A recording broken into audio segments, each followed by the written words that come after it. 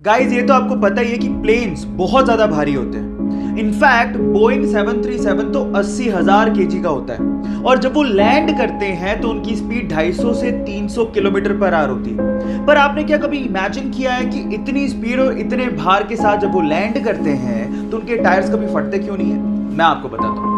उनके टायर्स में रबड़ के साथ साथ एल्यूमिनियम और स्टील को भी मिक्स किया जाता है और नॉर्मल कारों के टायर के अंदर जो प्रेशर से हवा भरी जाती है उससे 6 गुना ज्यादा प्रेशर से एरोप्लेन के टायर में नाइट्रोजन को भरा जाता है ताकि वो प्रेशर को सहन कर सके।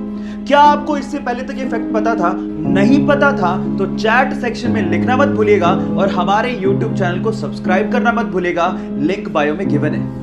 मोटरसाइकिल सवार रेलवे क्रॉसिंग के दौरान रेलवे के फाटक को देख ही नहीं पाता और वो सीधे जाके रेलवे फाटक से टकराता है और सीधे रेल की पटरियों पे गिर जाता है। वो इतनी बुरी तरह से घायल हो जाता है कि उससे खड़ा भी नहीं हो जा रहा था और सामने से ट्रेन आ रही थी।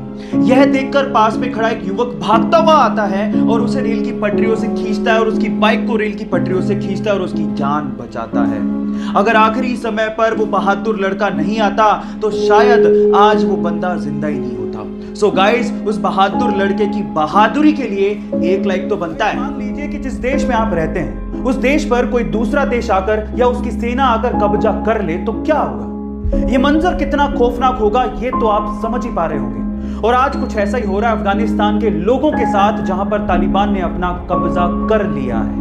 पर सवाल यह उठता है कि अफगानिस्तान की सेना आखिर कर क्या रही थी? उन्होंने तालिबानियों को अंदर आने कैसे दिया? इस पूरे घटनाक्रम से मुझे एक बात तो समझ में आती है कि किसी देश की आंतरिक सुरक्षा के लिए उसकी आर्मी का मजबूत होना कितना ज्यादा जरूरी है। इसलिए कहता हूं कि सबसे पहले हमें अपनी देश की सेना को धन्यवाद देना चाहिए जिसका जवान देश की सुरक्षा करने के लिए सरहदों पर सीना तान कर खड़ा हुआ है। जय हिंद की सेना। गाइस, ऐसे अमेजिंग वीडियोस के लिए शेयर, सब्सक्राइब एंड लाइक। मिलता है अगली वीडियो में।